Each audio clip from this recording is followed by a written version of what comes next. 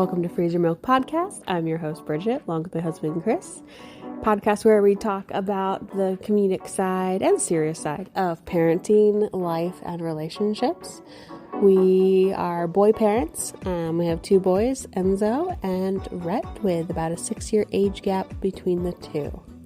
You can check out our website, freezermilk.com. Also, feel free to follow us on Instagram at Freezer Milk Podcast. Thanks and hope you enjoy. What's up, everybody? Hello. It has been another week. These weeks are getting shorter and shorter. That's a good thing, right? It is. Pregnancy will go by faster, maybe. Yeah, sure. We're almost halfway What there. did I say? The days go by. Days are long. Days are long. Years are short. Yeah, that one. Yes. Whatever. It's been an interesting week for us. Yeah. We have a tiny little toddler who purposely tries to break his legs. Hold on, I'm going to stop you right there. He's a toddler now. Right. I feel like it was just yesterday he was colicky and, well, he's still colicky, but He's not colicky. he's just sassy. He got that from you. He's got his good looks from me, and he's got his sassiness from you. Oh, is that it? Well, Okay. No. It seems like a fair he's so split. aggressive. These pandemic babies. Okay, can we just rewind? How old were you when you broke your fucking femur? I was a year old.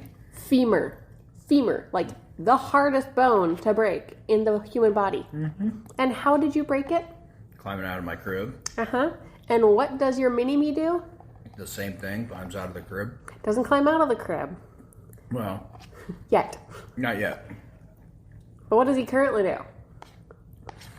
He knows now if he sticks both his legs through the slats on the sides of the crib and twist and turn and cry, that we'll come running because it freaks us out because we think he's going to break his leg. But he'll actually really get stuck.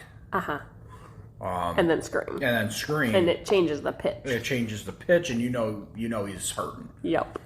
So now he's all about this sticking his legs through the slats because he doesn't want to be in bed. For nap. And then he'll articulate his body. It was like today, he stuck both legs through and was kicking him, laying on his back in his crib, and then decided to start patting his belly la-di-da-di-da. And then he was like, you know what? They aren't paying attention, so let me pull one leg out and now turn my body over. Mm-hmm. Not realizing that his knee and ankle were not also going to rotate because they're in the crib rail. Yep. So he immediately started screaming. We're like, holy moly, this kid's gonna dislocate his hip or break his leg somehow, spiral fracture it. You went running in. Yep. Flipping dude. Every single day for his nap now. He's like, oh, I know what to do. They'll come running if I do this. What was it, Saturday that you had a really rough day? Because you had all this anxiety and you were struggling with this, and you basically just got up. You got up and you were like, I need to go lay down. I'm gonna go in the room. And I'm like, all right. And you locked the door. I didn't see you for 3 hours. You just laid in the bed and you were texting me, and you're like, I don't know how to deal with a baby like this. And I'm like, well, lucky for you, I was exactly like this when I was a baby, so I have some experience. But you were freaking out trying to figure out how we're going to corral this kid. Because I was like, he's going to break his freaking legs. I don't want that. It's going to escalate to climbing out of the crib. I definitely don't want that. He can snap his neck if he falls out of the crib the right angle. So I gave you a recommendation. What was it? Well, before your recommendation, I was like, we need to get rid of his crib, put his mattress from his crib on the floor, baby-proof his room. We're going to pad all the walls. We're going to He'll get one meal a day. Right? We need to get a baby gate for his door to block him from coming out in the middle of the night. Yep. All this stuff. And you're like, why don't we do the mesh net tent? I was like, I don't know what you're talking about. I'm so stressed out. It's just so overwhelming. Enzo did not do any of this. Enzo was like, cool. The perfect angel child. He didn't even make a sound. He was just like, oh, okay, cool, my crib. He was the type of kid that would sit in his car seat and just sit there. You could take him to a house with your friends. He would just sit in his car seat. Yep. He was that kid. He didn't make a peep. Just perfectly content. But this one is not that way. He's your wild child. So, the tent, which is coming tomorrow, hopefully. Yeah, so it's like it goes under the crib mattress, like a fitted sheet, and it runs along the inside of the crib, not the outside. And then it has like tent poles at the top, so it sticks up like 4 feet above the top of the crib. And you like secure it to the sides of the crib, and then it has like a zipper to get, like, opens up the whole front half of it to get the, kid in and out. But that will hypothetically stop him from putting his feet through the rails, because there's a mesh, so he can't. Because we have like the mesh crib bumper, but I was like, all he's gonna do is just kick it down and still put his feet through the rails, or use it to try to climb the crib and climb out. So we'll give it a try. It might be a total failure. Update next week on how it's going. Yeah, but I mean, all the reviews, everybody says that their kids actually sleep now. Yeah. So that's promising. Looking forward to it. We'll see. We'll let you know. Keep you posted. We had a really good talk, you and I, this week. Yeah, we did. Should elaborate. So, was it Saturday when I was already stressed that you and I had the conversation? Yeah. I was every once in a while. I would say probably every like 2 weeks. You typically not 2 weeks, like once a month. Okay, once a month you always get a little overwhelmed, I would say. Normally you're really good, but sometimes I think your emotions get the best of you, and it doesn't help. You're pregnant and everything's kind of ramped up. So, but I would say for at least the last 2 years, every month you get. And people would argue that that's your time of month, but you're pregnant. So, yeah. But this was a pretty good talk. You always get a little ramped up and overwhelmed, so we kind of sit down and have a. I feel like we normally come to Jesus. It normally yields really good conversations. Yeah. When it happens, I get really in my head and really in my feelings and really ramped up about, like, I am self-diagnosing that I am stressed. So on Saturday it was, the Rhett stress of him, like, attempting to injure himself constantly, was stressing me out and giving me a ton of anxiety. Well, it's not just the crib with him. It's trying to climb things. It's doing this. It's pushing chairs around. He's doing trying to flip off the back of the couch. Yeah, I mean, he's a wild child. Yep. Injury prone, like I was. So the other one that was starting to, we've talked a lot about what we want in our future and what we want for the next step and the step after that and the step after that and what our plans are and our goals. And yeah, we have pages and pages of goals and and plans of how to get to those goals. And we both constantly talk about it with each other, and we constantly send each other information, whether it's podcasts or videos about things to help us reach those goals and that are kind of in line with where we want to be.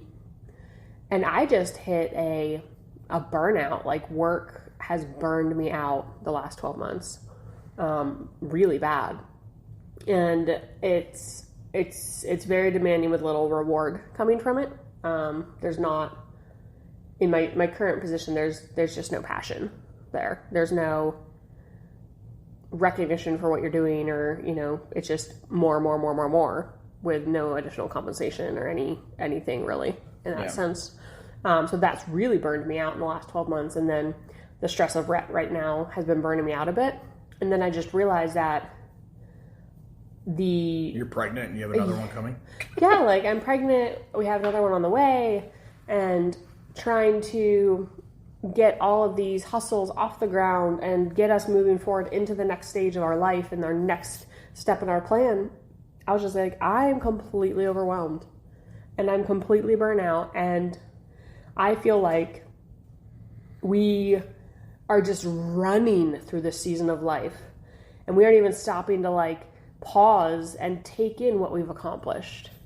And I think it hit home with you because you said something that really, I was surprised you said it, and it was really nice to hear you say, and it helped me remember it too, is you were like, 5 years ago, us would have looked at where we are at now and said, that is success. That is the dream. You've made it to the promised land. Right? Where we are now.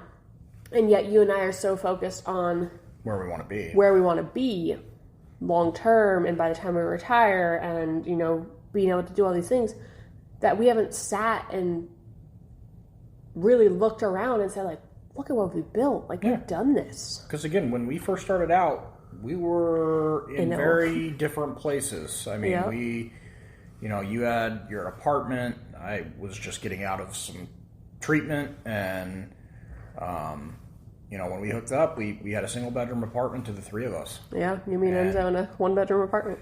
And we worked our way through everything, through ups and downs. I mean, me and you had relational things that we went through, and there was a time there that I wasn't living. I wasn't living with you at the house that we bought, and, you know, we had our own things, and, you know, we've come a long way. I remember when we would have these discussions, you know, like if we were to buy a house, we'd want a single bedroom with a pool, and, you know, a single story with a pool, and, you know, a nice garage for our shop, and, you know, we want to do this and we want to do that, and you know, we want to travel, and, you know, look, we've gone to Maldives, and we've gone to Bora Bora and Hawaii, and you've gone to Japan.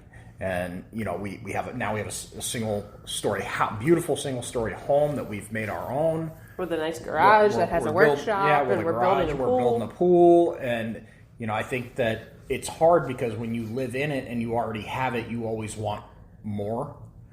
And it's difficult for us as, I think, humans to just say, hey, you know, we have really good jobs and we're doing well, and we got, you know, our kids, we got our house, and just sitting in that and enjoying that in that moment. And that was something that I kind of brought up, is I was like, my brain is so burnt out. Like, I don't feel like I have the capacity to take on new information and more research and more looking into, you know, our LLC and trademarking and business plans and CPA. Like, I just don't have the capacity right now between pregnancy and work and Rhett and life. Like, I was like, I need to pause for a moment and, like, enjoy this time with Rhett, and enjoy this age of Enzo, and enjoy this pregnancy, and enjoy our life that we've built so far. And I think it was really important that we had that talk, because, you know, I didn't know how overwhelmed you were with it all. Yeah. And I kept feeding you information. Like, I was like, hey, check this out. Hey, let's do this. Let's do that. Listen to this podcast. Check here's this video. Here's the YouTube. You need to read this article. You know, I just kept I was like, oh my God. And finally, you just were like, and shut down. I can't take it anymore. I can't. So, how was it for you? Like, and I'm sitting here thinking, like, you know, I'd like this, you know, this is how, you know, this is great information. This is going to help us build our, you know, our futures, and she's going to love it. And I really didn't, you know, I didn't really take a second to be like, maybe she's got too much. Like, because this is what you did during Rhett's pregnancy. You were working full time. You got your real estate license. You were, you know, we started the podcast. We were building a house. Like, we're constantly doing something, and, you know, I didn't really think much of it this round. You know, we just moved into this house 6 months ago? Not even 6 months ago. We're building a pool, you know, we're doing this, we're doing that, you know, we're working full-time jobs. You're like, we should get an appraisal on the house. Yeah, I was like, let's get an appraisal, let's do this, let's start planning when we want to sell it, and when we can do the next thing, and buy this, and I'm like, holy fuck. So, how was it? Because it's interesting, too, is that sometimes I do better having these conversations with you initially via text. Yeah. I don't always do good initially face to face talking about them. Yeah. How was it for you when I just started texting you that stuff? Like, you weren't at home because you're... No, I was driving, and I'm like, look, I got to pull over for a second. You were getting groceries. Yeah, I was trying to pick up groceries. But, like, how was it for you? Like, when I first started sending that, like, what were your thoughts? I was like, well, I see, I know you well enough that when you get to a boiling point, you just need to let it all out. And you don't stop. You just rattle off whatever is going on and whatever. And sometimes it takes that. Me, I'm kind of a bottle up person, I guess. I don't know, but when you started doing it, I'm like, okay, finally, she's opening the valve. And here we go. Just let it fly. Because I've been asking you. I was like, how are you doing? You're like, and it's always the same. I'm good. I'm fine. Whatever. I don't. And it's not really true. And I'm like, and I know it's not because I can see you and I can feel you, and we feed off of each other, and we sense each other. And I knew something was up. That was like bugging and I'm me. like, but sometimes I'm just like, Chris, you just need to let her sit in her feelings, figure out what she needs to put together, because you're very calculated, and you need time to kind of process the information, and put it together in a way that you can, because your brain's moving like 1,000 miles a minute. So I think for you to come out and tell me it directly to the face is very difficult for you to do. I think you need to actually sit in it, think about it, figure out how you're going to say it, what you're going to say, what needs to be, matter of importance, almost like a book. Like I struggle with, and I always have, and part of it's, we talk about our childhoods and stuff like that, but in my childhood, my parents never argued in front of me. So if they started to disagree, they would go out of the room and have their disagreement. But the problem was that we didn't see conflict resolution, and we didn't see how to have a conversation, right, and share and open up about things that maybe are uncomfortable for you. I just know now, I've been with you long enough and I've experienced you, and I just know now if I give you time, something's going to happen and you're going to say something. Yeah. So it's just, I just got to give you your time to formulate it and put it together, and 99% of the time it's going to be through a text message first, just to get it kicking. And then we'll have that conversation via text. And if I'm not around, then I'll come home and we'll continue on that conversation. And then it goes from there. Yeah. That's typically what happens every time. So I can always count on it. I started texting you. Yeah. So you started texting me. I had the baby. Baby had just passed out of the truck. I was trying to go get groceries. And you just rapid fired. It was, when you get these blocks of text messages that are like, you can't even read it all in the same thing. You have to scroll just to see all of it. It was constant. She obviously had a lot of shit to get off her chest, and I'm glad we had the conversation and we were able to kind of work through some of this stuff. But were you surprised by it, or do you feel like what I had to say, or do you feel like it kind of made sense once I started saying it, where you're like, oh yeah? I think honestly, I'm in a place where, I'm excited to make some moves, but at the same time, my work's been burning me out and running me ragged. And, me and you have had these discussions around, regarding getting out of corporate America and doing what we, getting passion back. And I'm the one that noticed that, I had to tell you, a month ago, I'm like, you've lost all passion at work. And you are not passionate about this. And you actually sat with that and you're like, you made a good point. I have no passion anymore. Yeah. I'm like, I notice it. I see it every day, So, no, I wasn't surprised by it by any, I wasn't surprised at all. Because I am kind of burnt out with everything that's going on with work. And I think my biggest fear with having the conversation with you was that you are going to view it as this is like a step back by putting, not even a pause, kind of a pause, but just saying like, hey, celebrate now. Yeah. Celebrate where you're at today, instead of just saying like, on to the next, on to the next, on to the next, on to the next. I don't know. I was so scared of that though. I was like, I don't want to let him down in that, I do want to get on to the next thing eventually, but I don't want to look back and be like, man, we didn't savor the time. Yeah, with Rhett, well, he'll never be this age ever again. Enzo is in a very challenging age, but a very sweet age, you know? Yeah. He will become a bratty teenager far too quickly. And then he'll be a mini young adult and be out on his own. Yeah.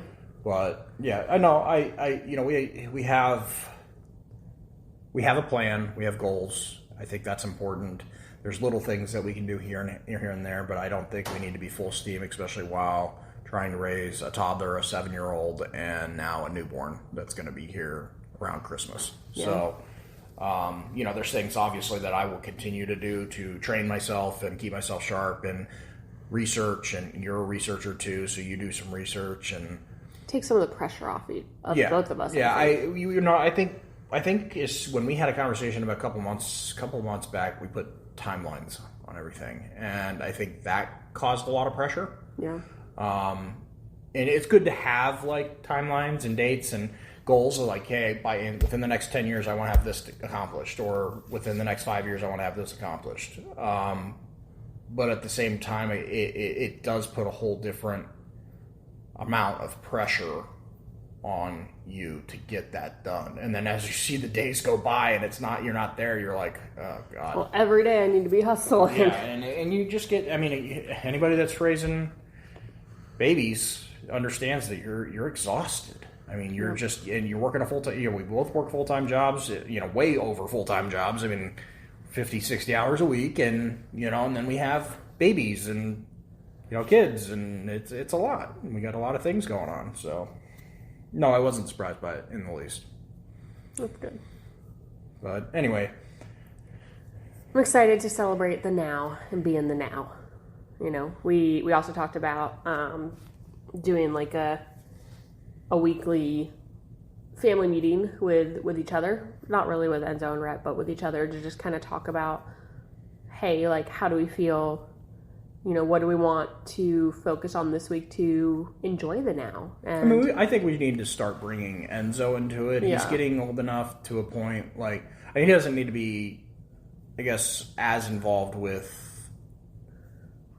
But just being able to be like, okay, like, let's pick, these are multiple choice of activities we can do with you this week, 2 nights during the week. Yeah.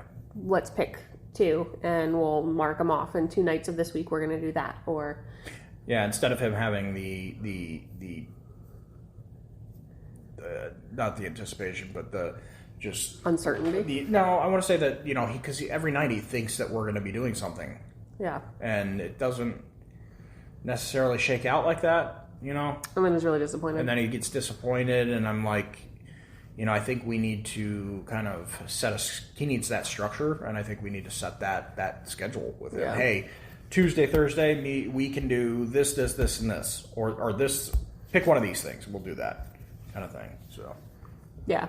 But we talked about doing that that kind of came out in our conversation, was starting to do like a weekly family meeting just to touch base a little bit with each other. And because we get so busy in our, we literally work in the same house, work and live in the same place. Like, we work at home, and we're here together all the time, but at the same time, we have our own things going on. So it's like our work days, like, it's interesting. So we each have our own office, and like, even though we both work from home, we'll go 5 hours without seeing each other. Yeah. 6 hours without seeing each other during the workday. Yeah. Which, like, some people would view that as like, wow, like, you guys are in the same house and you literally, like, because we both close our door to our office and just power through work.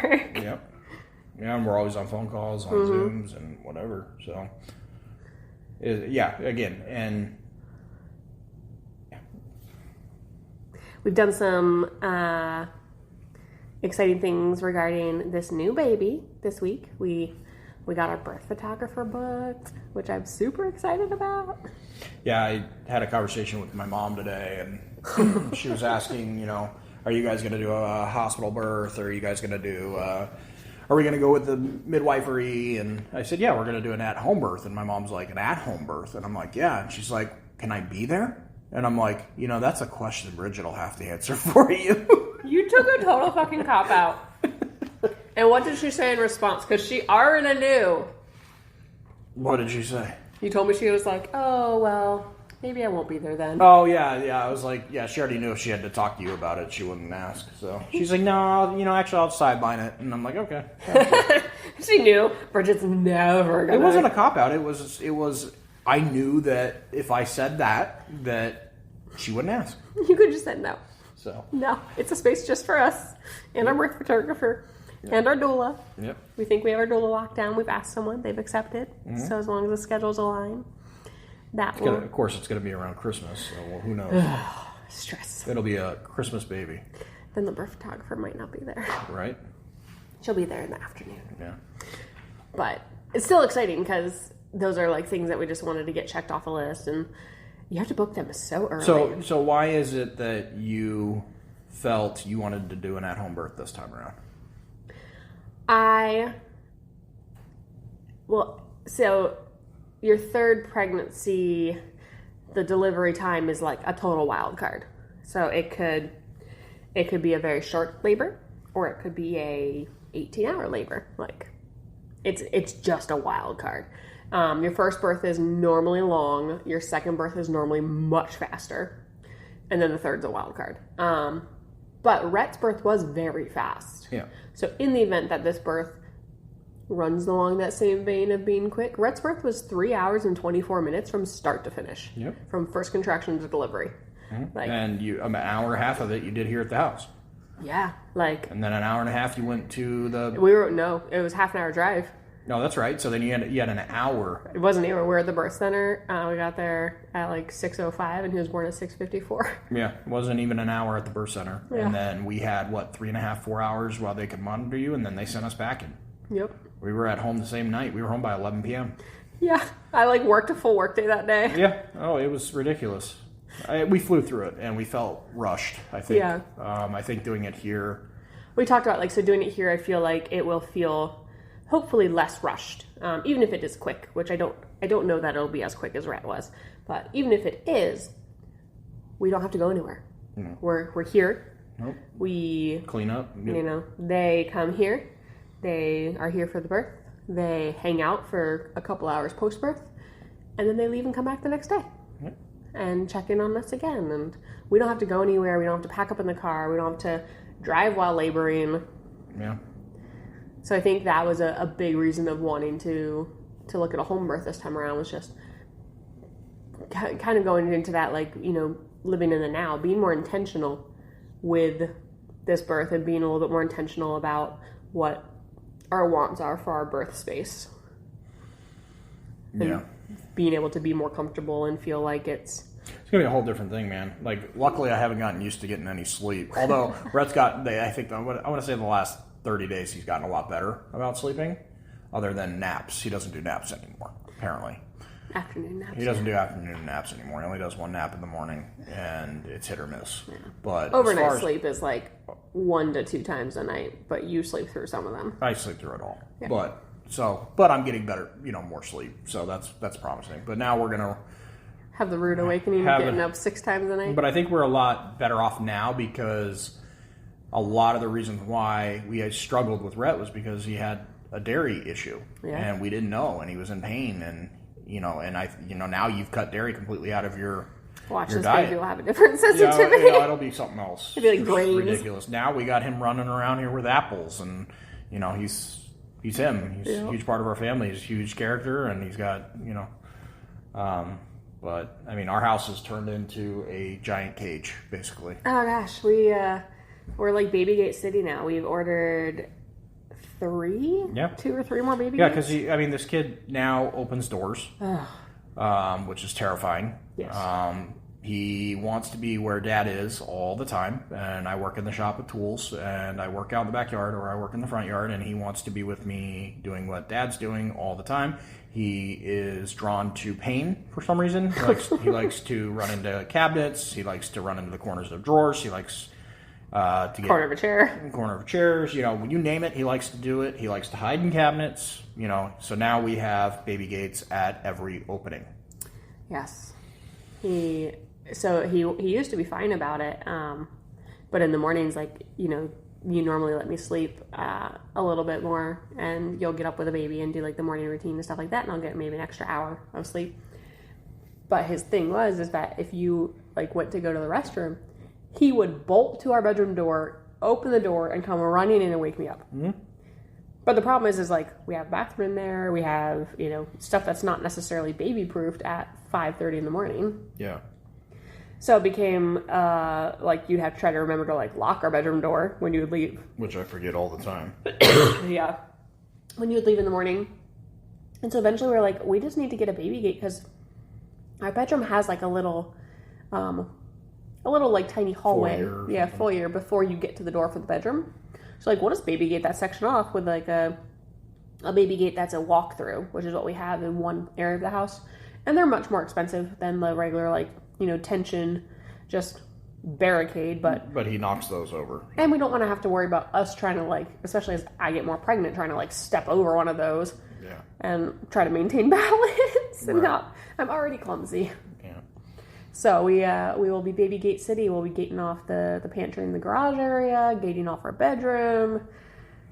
Yeah, I think the scary one for me is the garage, because it is a fire rated door. It's a heavier door. It's spring loaded. It's self closing. But I back our truck into the garage for parking, and that terrifies me because I constantly have to text you or call you and ask you if you got eyes on baby before I even back in a vehicle into the garage. Mm-hmm. So and he's fast. He's really fast. He gets fast little fucker. Yeah, he gets over to that shit quick. He like does this run. It's not even like it's a speed walk, but it's at the pace of a run. Right. And he will bolt. What's this shit about hiding in cabinets, and I'll call his name and I won't know where he is, and I'm like, I'm scrambling around the house. And I'm like looking for him. I'm looking behind doors. I'm like, where the hell is this kid? And then he like peeks his head out my kitchen cabinet, and he's like, oh hey, and I'm like, oh my god. Did he do that to you today? Oh yeah, he did it to me today, and I about shit myself. Excuse me. It was awful. I almost had a heart attack. He keeps you on your toes. Yeah, he sure does. He is all over the place. I'm hoping that this baby is chill, because Red Holden is man. He's all over the fucking place. He's not chill. No, he's not. He doesn't have any chill in him. He's who's it, Evel Knievel? Pretty much. I mean, I don't know where he gets this either. And he's at a phase now where he's all about doing it himself. Uh-huh. So, like, feeding him is kind of a nightmare now. Like, he's very much solids. He breastfeeds for, comfort mostly. Mm-hmm. But I think most of his nutrients are coming from his diet now. And everything that we feed him, he won't let you do it. He has to do it himself. He has to have a fork. Which is fine. It's good. Like, he's independent, but... Oh, he was mad that I scooped out the avocado from the avocado, like, shell. He wanted to do it. And put it on his tray and gave him a fork. Yeah. He was irate about that, and he, like, would not settle until I gave him the almost completely scooped out avocado shell and a spoon, and then he scraped the last bits out. And, like, I tried to take it away from him, and you would have thought it was his favorite toy. He got mad at me, I think it was yesterday, because we normally cut up his chicken nuggets into littler pieces, because they're not as, you don't choke. But he got mad at me for cutting up his chicken nuggets. Anyone need his chicken nuggets? What was he chick monkeying today? Oh, God. I had these, like, little... I don't know, sausages. Like beef sticks? Beef sticks that were cut... They're like an inch long. Yeah, maybe an inch. And I didn't even realize he was grabbing them from the freaking bag. Because you were giving him little pieces. I was biting off little pieces and giving it to him, but he started grabbing them out of the bags again. I wasn't even paying attention. And next thing I know, he's got a full one in his mouth, and it's very a chokeable item. And I'm like, oh my God. So I grabbed it out of his mouth, and then next thing I know, he's got two more coming out. I'm like, what? How did you get those in your mouth without me noticing? Like... It's that quick. It just makes you like all new fears unlocked. Yep. Enzo, we didn't really, I think the worst thing that happened is when... He fell off the bed? No, I'd say when, that was a good one. But the library? No, the fireworks. When he was young, he had one of those sparklers, and...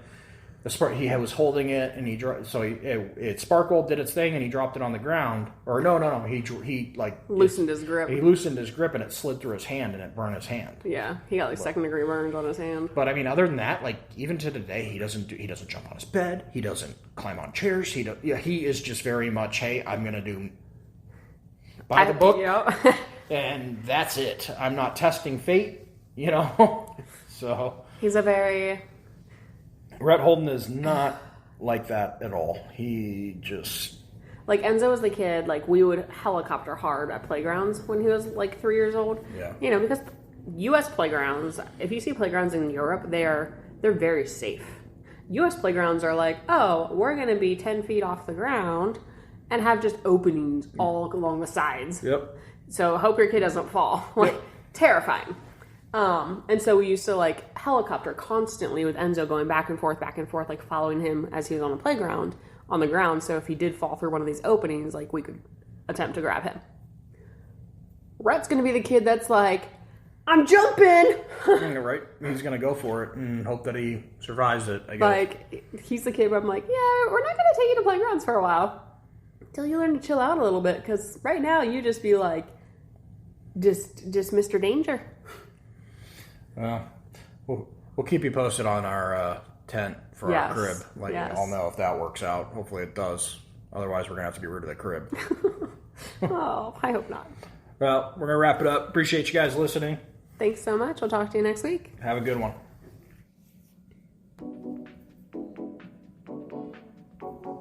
Thanks, everybody, for listening. You can check us out at freezermilk.com or Instagram. Freezer Milk Podcast. Until next week, guys. Thanks.